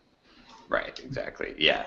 Plus we had the advertising expenses. Yeah, it looks like our email blasts that we did paid off by somewhere. It's hard to calculate, but somewhere in the 300 to 400% range. Is profit. So those worked out really well, and we added like 3,000 or 4,000 people to the email list in the process. Yeah. So that was a good. Yeah, that worked out well. Yep. So yeah, it's but that's good. That's a pretty good revenue number to hit. So we'll see what I don't think we'll. I think the product revenue was slightly inflated by of course the marketing efforts with the the list. But I think John, I don't know. I think our baseline is around 15,000 a month on product revenue. I think so. Yeah. I think it will be. Oh, I guess that's true then. So yeah, because for this month we're already tracking over like close to $600 a day right now.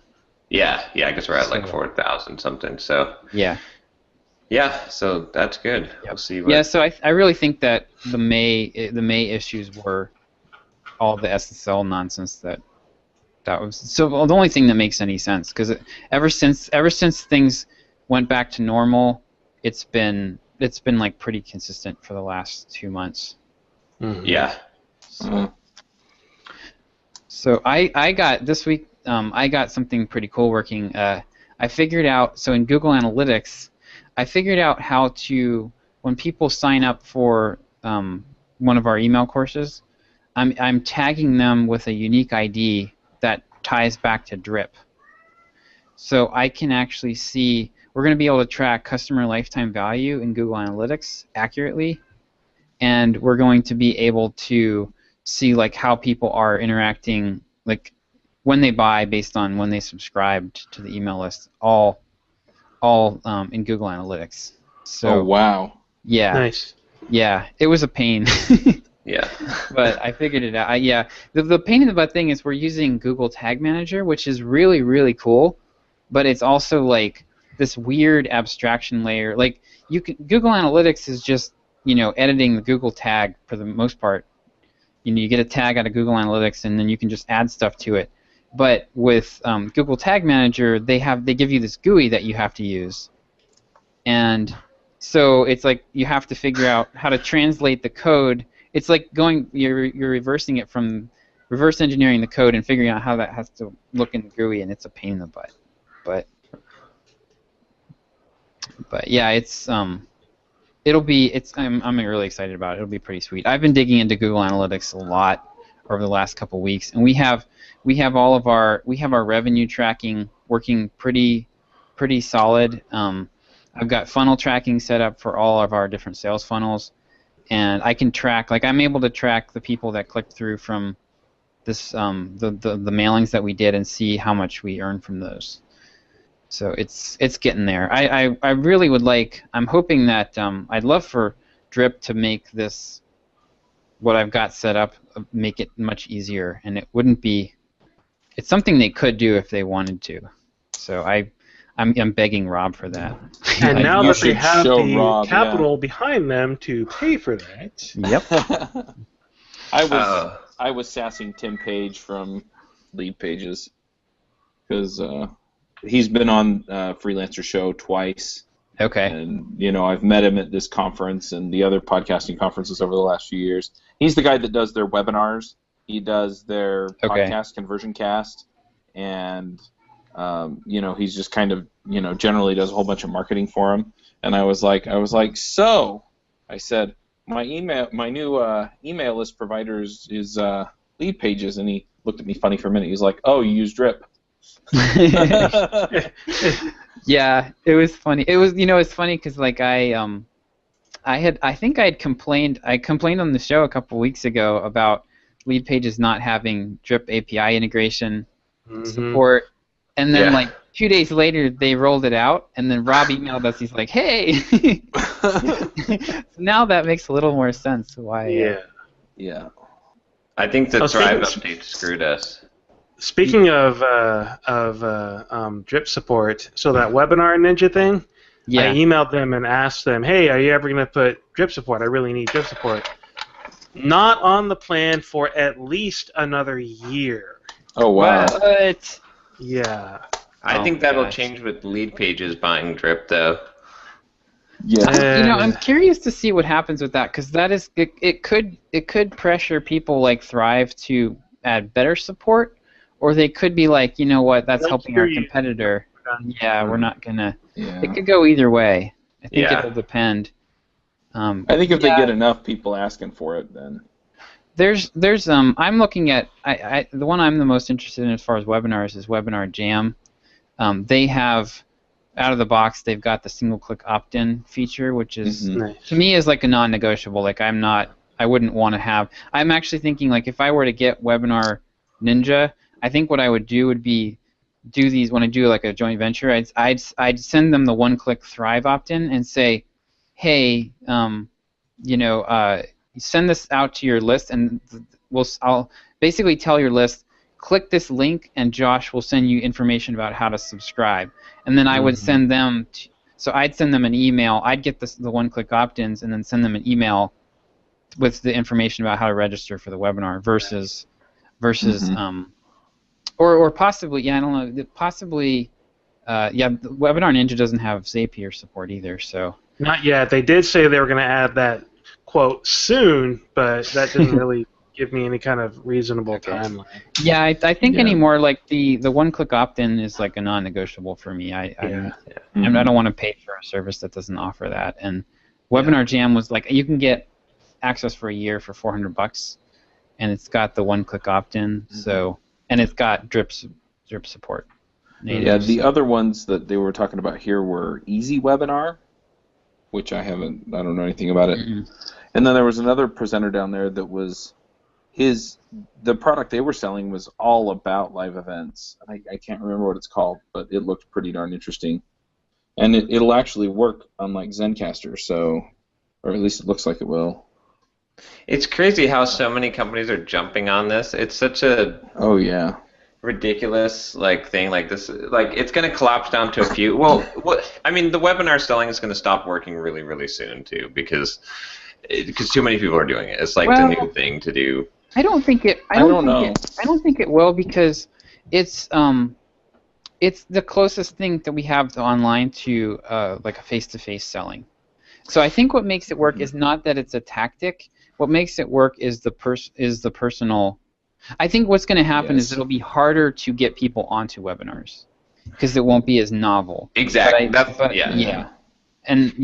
as far as like the reason it works is just, and it's the same thing with email. Like the reason email works is because you're able to, it's like personal, and you're able to get, people are kind of inviting you into their personal space, and so, and you're able to stay in touch with people. Like, it's just that people will not go to webinars. They're not going to sign up for a webinar because they all know because it's always a sales pitch now, right? It's like, surprise, we're going to reveal this little box and then it'll say buy, right? It's like now it's going to become that, you know what I mean? Because too many people are jumping on this thing. So I mean, it's fine. Like, you know, I think it'll work for a while. But everything we've seen, all these tactics always end up being overused, and then they stop working. And it's like you said, Josh. It's because people are just not going to go to webinars. So they're going to be like, oh, okay. The tactical, I think it is for people who have an audience that trust them and like them. I think webinars will continue to work for them because what they're going to be doing is capitalizing on that relationship and then building the relationship up during the webinar. And even if there's a pitch at the end, it won't matter. And then the people who are, you know, doofuses about it, and they're going in and they're abusing the people who come to their webinar, then I think the general efficacy of webinars may go down for people who are trying to pull in cold traffic. Yeah. Well, we'll see. We'll see what happens. I mean, definitely, at least the industry is not going to support so many webinar softwares like that for sure. Right. Is going to collapse down, like, because that's a crazy gold rush for like. Yep. So. Yeah, and they kind of all suck right now, and that's the problem. Like, as soon as somebody really figures it out and nails it, honestly, like, GoToWebinar is it's awful, but it's still kind of the best thing out there. Yeah. Fortunately.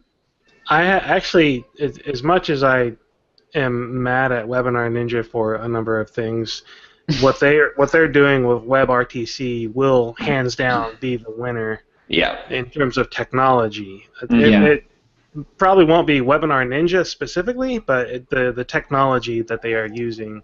The problem is going to be just browsers and mobile devices, especially catching up, so that it can be ubiquitous. Because right now it's like, okay, you're a high-tech person, you can go to this webinar because you're on a modern, latest version browser already. Exactly. Yeah, the WebRTC stuff. I mean, all of the vendors that I've talked to, they're all using WebRTC. Yeah. So it's really interesting to see where they're taking it and what they're doing with it. Yeah, the one that actually has a booth downstairs, they actually support like side conversations during the live presentation. Nice. And so side video conversations? Yes. So while the main presentation's going on, is kind of playing in the background, and then you've got your group of friends that are talking, and you can all see and hear each other as well. Oh, interesting. The only thing it records is the overall conversation, you know, so it's the main conversation. Those other side conversations don't get recorded, but they're possible. Like every junior high school teacher's worst nightmare. Yeah, exactly. Except you can't hear them talking to each other. Yeah, exactly. And one thing I was thinking about with that whole webinar thing is I was thinking that we could potentially move this call to a webinar software, and then we'd have live chat. But I don't know if we want to have people being able to live chat it. I don't know. Yeah. It'd be something to try and see what happens. Yeah. Yeah, that would be interesting. But I don't know. We have 4 people watching right now. Hi, viewers, whoever you are. Yeah, but we'll get replays too on YouTube. So. Yeah. So, book. I'm at like 61,000 words on the book. Nice. So you've completed your 2nd book in the series, and you're about to start writing your 3rd. I'm almost done with section 2 of the right, book. your 2nd book. Yeah. That reminds me, I was reading Brandon Sanderson's blog, and he said, I released 2 books at the same time. I couldn't get into the first one, which was, I think, the 3rd book in the series. So I wrote the 4th one to kind of get into it, and then I went back and wrote the 3rd one. Nice. Are these like novels? Or? Yes. Oh, wow. That's fantasy weird. novels. That's interesting. So he knew what the outline was of the story and where the other one was supposed to end. So. Yeah. You could do a lot more with like foreshadowing and stuff if you did it that way. Yeah, that's true. Write the last book first. Write them in reverse order. Then splash them out into the world. But Yeah, I think this will. I still got a long way to go. I think that it seems like the entire project, like just on my estimation based on the chapters I have and how much words I have right now, that's going to be 200,000 words total. Wow, so, that's a big book. Soft skills was 150, so this will be big. It'll probably be 2 volumes, I think. So Derek was right. Second book.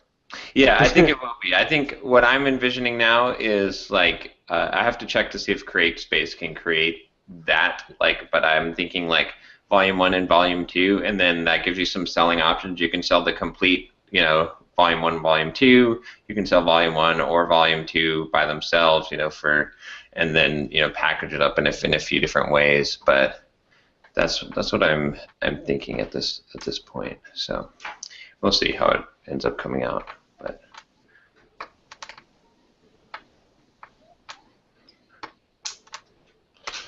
yep.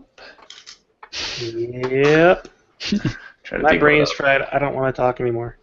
And I've been trying to get everything like ready so I can get stuff done or get to China. Got that real estate course like Josh said. Recorded that in one day. There's a bunch of people that want it that were messaging me on YouTube or leaving comments because I did a YouTube video and I was talking about it. So I think what we talked about doing was just putting it up on the product page, basically, and we're basically. So John, we should probably talk about whether to do that before or after that bundle launch. Part of me wants to be part of me says we should probably wait until after the bundle launch because I really wouldn't want anybody buying it at full price because we're gonna sell it for $500. What is this? This is the real estate course, John's real estate course. Yeah. So I don't know. We'll have to talk about it, but I'd hate for somebody to buy it. I don't know what the bundle price is going to be, but I'd hate for them to buy it at $500 and then it gets get the email pitching it for like 100 or something. But I don't know. I mean, and we'll have to see what they end up doing with the bundle thing as far as the. But I don't know. I mean, in this case too, I'm not too worried because it's like if you spend $500, it doesn't matter if you spend $100 or $500. That's true. On something that teaches you how to invest in real estate. Yeah, that's true. You know what I mean? Like if it actually helps you, it doesn't that amount of money is that's true. Inconsequential. You're right. With something else, learning technology or something, be big, different. But for investing in real estate, it's and you're not going to care. You're also okay, I don't care. I could have gotten it for $400 cheaper. Yeah, I don't care. Yeah. Because I learned something that's going to make me thousands of dollars. So. Yeah, you're right. So I'm writing a short, which will probably end up being 1,000 words or so, product description for the bundle launch, and then we're just going to take that and slap it up on the site and see, stick a $500 price tag on it and see what happens. So I think we'll probably sell a couple a month. I'm not thinking it would be more than that. Yeah, I think so. Yeah. Yep. So we'll see what happens with that. And then logo redesign is pretty much done for Simple Programmer. So we've got the new logo. Has there been any backlash? No backlash. It's interesting. I think it is close enough that most people didn't even notice. And that's what happened. It's weird because, when Coca-Cola updated their logo and a bunch of companies do this all the time and you don't even notice. And some of them are pretty decent departures. It's just, they leave the same colors. It's close enough that you're you don't even notice. Right. Uber, right? Yeah. Oh yeah, like Uber. Yeah. No, the worst thing that people do is they make a huge media event out of it, right? Yeah. It's for one thing, nobody cares. The only people that care are going to be the people that hate it. Yeah. And so it's a lose-lose proposition. You're making a big deal about things that your actual customers don't care about, and then you're going to attract some fringe, 0.1% of your audience is going to hate it, and then it's going to turn into this big firestorm. Haters going to hate. Oh, sorry. But I also got all the covers updated, so I had with 99 Designs, They were supposed to give you the logo and then covers for Facebook, YouTube, and Facebook, YouTube, and Twitter. Yes. Mm-hmm. But the first guy that did the logo didn't really come through on that. But they gave me credit and gave me another designer to specifically work on it, and he produced some pretty good ones. So I've got all those updates. And now we have a consistent covers for all of those that have the new logo. So. I have a question about that. Yeah. Oh, keep going. Yeah, I was just gonna. Have either of you guys worked with a designer you'd recommend for like print stuff? No, or. I've gone to 99 Designs for that too, like the book cover and stuff. We have this media kit that we need to get done, and so far we put it up on 99 Designs, and so far we haven't gotten any bites on it. So. I have a feeling it's like. I think you're overthinking it. I would just go to. You have your logo for your company. Yeah. So I would just take it to Upwork and just see what you get. Yeah, I don't know. I mean, I also made the prize for the 99 Designs only $300 for this one for the media kit because I wanted to start because it doesn't have to be that complicated. It's it's basically just like I don't know.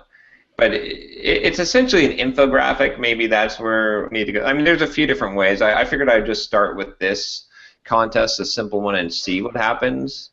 But we might end up on Upwork, or we might end up doing a different, like, higher-priced design contest, or rewriting this to say. I don't think it has to be that involved.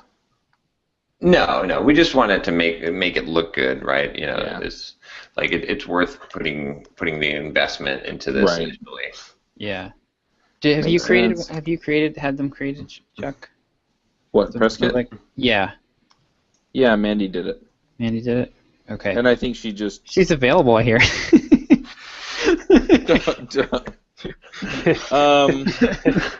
Yeah, she did it, and I think she just adapted Peter Cooper's. Okay. Yeah, that's kind of what we like. We kind of like. I mean, that's kind of the look that I wouldn't mind having. So. Yeah. Welcome to the entrefuckingassholes.com. So I have a question related to the design stuff. I am considering getting devchat.tv redesigned. Most of what's above the fold isn't what people want to see. And I think it could be better optimized. I actually asked people what they usually go to the website to look at, and 80% of the people that said they were going to the website said they were looking for links to the pics. And then most of the rest of the people were looking for links to something else that we mentioned that would be in the show notes. Right. I got one word for you. Flash. Bring back Flash. No, John, with you, it's Flex. That's so awesome. I would totally support that. Chuck, you should consider doing a you should experiment with using the pics as a content upgrade to get subscribers. Like similar to what Derek did with the video. Mm-hmm. Right? He's got the enter your email address and I'll give you the video thing, which is working out quite well, right? Yeah, I'm getting like 35% conversion rate on those. It's pretty ridiculous. What are you doing? If you go to watchmecode.net and hit any of the free videos, like click on series and scroll all the way to the bottom. There's the Q&A series. Mm-hmm. Click on any of those Q&A episodes in that series, and if you're not a subscriber and if you're not already on my mailing list, then you'll get enter your email address to watch this free video, which is done with Thrive. It's built into Thrive. It's a content gate, content lock with Thrive. And I'm getting a ridiculously high conversion rate on those. I don't get a ton of traffic to those videos right now. I'm starting to get a fairly regular flow to them, but in the last, 3 weeks or a month or whatever, I've had 591 impressions, 205 conversions, so that's a conversion rate of 34.7%. which is pretty phenomenal. I got to make a quick point on this too, real quick, and then we'll get back to Chuck's question.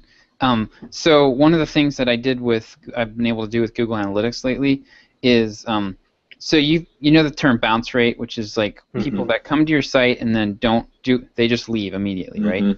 They don't click to anything else. Well, the way that Google Analytics calculates a bounce rate is they don't calculate.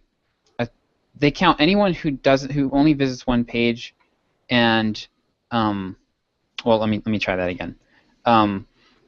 You can't measure how much time people are actually spending reading on your pages the way that Google Analytics is set up. If they don't click to a second page, Google registers that as a 0. Right. So you don't really have an accurate picture. And like I decided that if somebody spends 30 seconds reading a page, that's not a bounce because they're actually engaging, right?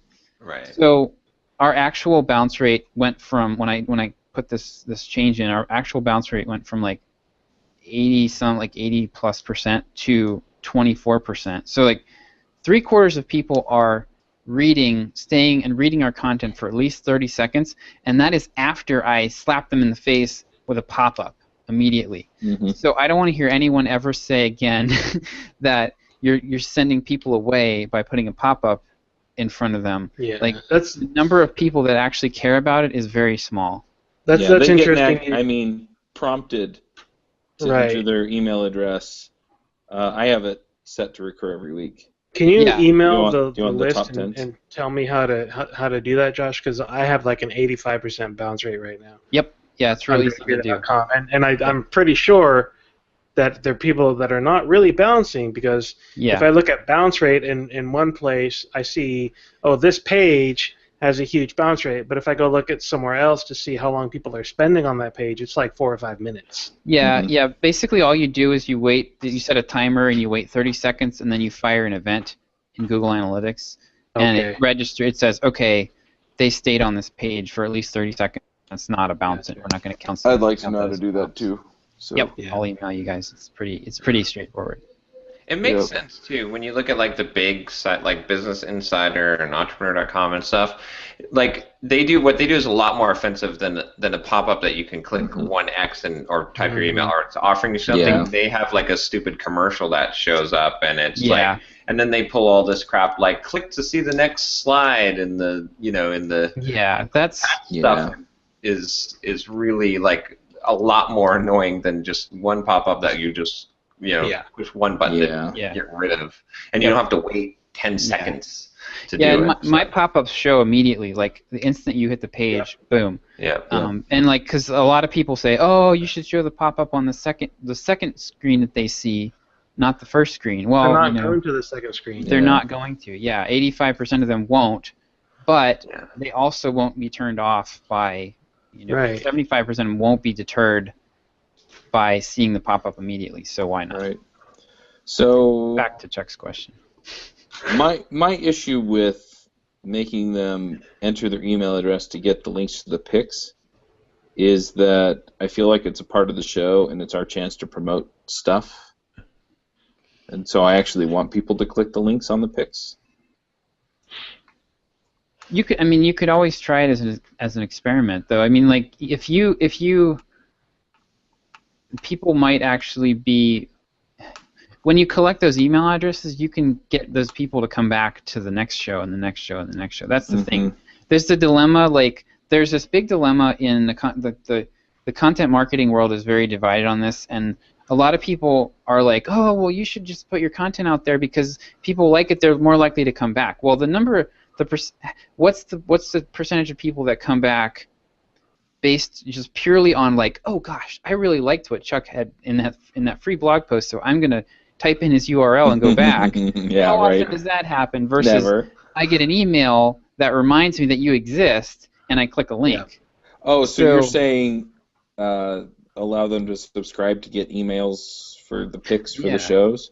Yeah, well, either that or it would be like they unlock it, and then you just add them to your list, and they're getting episode updates. So but they get that anyway. Well, but some of them, the people that are getting the episode updates wouldn't see the lock. Okay, I've got a solution for you.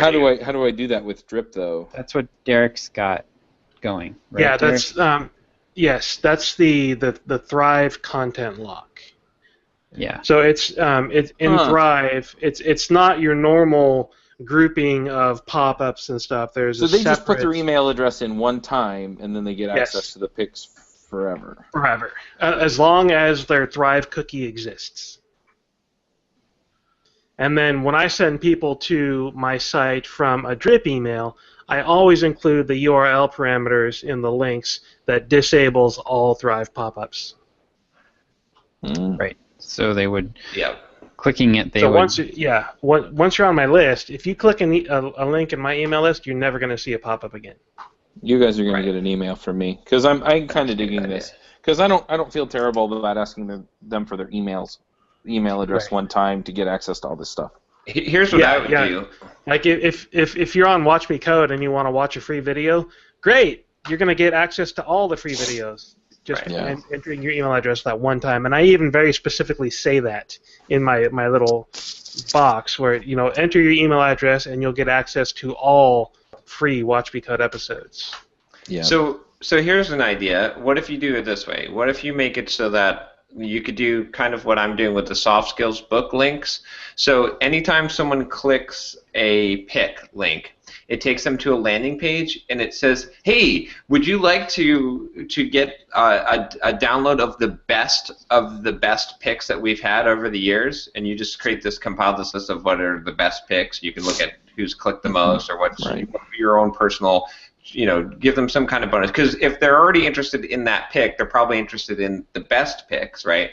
You've got a pretty good, and then you have that little welcome gate, and if they put in their email address, then it'll forward them on to the link they're supposed to go to, and then there can be a no thanks if they just want to go to the pick. Then you're sort of getting best of both worlds, and you're probably going to get extremely high conversion rate, because if you're already clicking a pick, why wouldn't you want another one? And then it's not forcing them. There is an option to say no thanks. I don't want the best picks ever. I'm a dumbass. I hate picks except for the one I just clicked. Yeah. Yeah. So. Yeah. That's another good option. And I've got some code that you could use that will make your life a living hell for a day. Yeah. But the thing is I have a reaction to this, but then I realize I may try it and nobody may complain. So I may as well at least, put it up for a week and then see if people go, "Oh!" Or if people just, click it and they're, that's it. Click here to record yourself going, "Oh!" Yeah. I know. I need to put that into a soundboard. And the way that you get, like, any time you do anything like this, there are going to be a few people that squeal like that. Yeah. The question you have to just be satisfied in your own mind that you are genuinely helping. It's not a selfish thing to ask people for their email addresses. Right. Yes, you benefit. So do they. So to illustrate that, I'm looking at my conversion report for Thrive on derekbeta.com, and on July 6th, I got this email address registered. Fuck you for making @this.popup. Yes. Yeah, we get those too. You gotta get got one that was fuck this popup at devchat.tv. Exactly. And what's funny is that because it's single opt-in, I started getting double emails for the Ruby Road stuff. Catch-all for your email address. Yeah. Anything at devchat.tv goes to me. Yep. Okay. I'm actually, that's another thing that, well, I won't change the topic. We can talk about it later. But yeah. So I finally had to unsubscribe myself. That's pretty awesome. Some people take up these battles, these these flags. Yeah, but they're like one of like two people. I know. It's like it just creates stress for themselves in their lives, and it's like, and it doesn't do any good, and it doesn't cause It doesn't cause any good in the world. It just causes harm. And it just creates bitterness within them, and it just I don't understand it. And it took me a month and a half to get around to unsubscribing. That's all it did. Yeah. Yeah, I don't understand these crusades that people take up. It's like, And sometimes it causes extreme harm in the world, as we've seen in the last day, when you take up when you incite people. But hopefully there won't be a Popup revolution and we all get killed. Yeah. All right. Well, I need to call my wife because she's traveling today and I'm traveling tomorrow. So, if any of you are in Chicago and you're watching this like today or tomorrow, I'm going to be at Portillo's over on Ontario in Chicago, and I would love to meet you. Oh, and real quick, I have to give a quick update on the fitness thing since someone requested it. I don't know if you guys saw the comment, but I'm down to like 8.1% body fat, and I'm up like 2 pounds. So nice. Yeah. Is that it then? Are you're not going to be able to? Are you calling it quits for the China trip, or? I'm gonna have to. I'm not gonna be. I'm probably not even gonna be able to lift at all. I may not be able to run during the China trip, so I'm just gonna hopefully try to maintain, do some body weight exercises and stuff, and then when I come back, then I'm gonna push to get down to the 7%. Well, and I think diet may be an issue too, just because who knows what they have or what it is. Yeah, I'm still gonna be fasting, like just eating dinner. Right. But yeah, I won't be able to control most of those elements. But that's fine because I'm where I'm at now. I should be able to maintain it. Well, and I think there's John, an important lesson you here. could eat 5 meals a day for the next month, and you'd come back with only gaining like a pound. Yeah, his body weight percentage would get to 10, or his fat percentage would get to 10%. And you'd be like, no. But I think there's a lesson here in that, John is pretty committed to, having this kind of lifestyle. I'll just make this into my thought. He's pretty committed to, to having this body weight percentage and all these things, but he's still out there going out and living his life. Right. And I think sometimes we get real focused on a particular goal or a particular aspect of our life, and it's not even that it's not important, but you still have to go out and live. Mm-hmm. Yep. So for my thought for the week, stop starting and start finishing. Yeah. That's it. Love it. Although starting to finish, I don't know. I'll have to think about that one. Start, shut down, yes. Yeah. Oh, by the way, I didn't. The other thing I forgot to mention, I did run my first 20 miles last week. Awesome. It took me like 3.5 hours straight running, so almost at the 26 for the marathon. I will not be doing that anytime soon. No, it's not fun. I was delusional on the last mile. I was running with my eyes closed. You heard the Chariots of Fire theme song playing in your head, and you had your arms in the air, running down the beach. I guess I'm gonna go. I guess I'll go with the burn the bridges, or burn the boats rather. I did that months ago, and I'm really wishing I had a boat to sail home with right now. This has not been fun. Yeah. I've definitely committed myself to this product launch, and I got to get this. Got to make it happen now. So. I think my boats are on fire right now. Yeah, you do want to get off the boat before you set it on before fire. You burn it. Yes. That's important. Now I have blisters on my hands and feet. Thanks. So let's see. I think my thought. I think I'll go where I shouldn't go. I think I'll talk about. I think I would say that don't look at the world through the lens that media portrays it. It's a very dangerous way to look at the world. And I think that believing that the world is fair, it can give you a very, very skewed perception of the world to make you feel like life is unfair and there's so much injustice in the world. And I mean, because that's what the media's job is. And don't promote that either, because life is unfair. Everything is not fair. There is discrimination. There is, racial problems. There is prejudice. There's all those things. Mm-hmm. But it's not as bad as what certain people would incite you to believe, and just having having the perspective in your life of do what you can do what good you can do.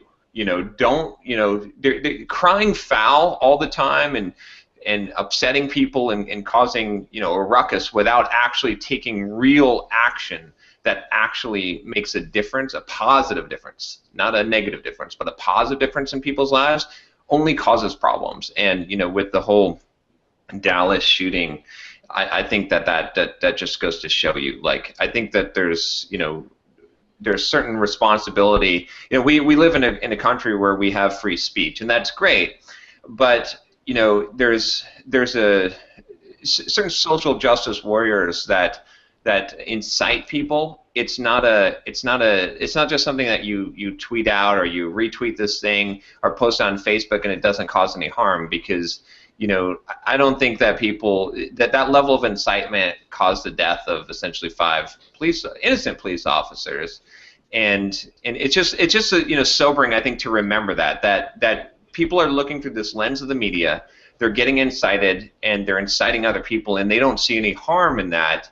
And it's better to just live your life, do the good that you can do, and when there's real sweeping social injustices, I'm all for that. I'm all for Martin Luther King Jr.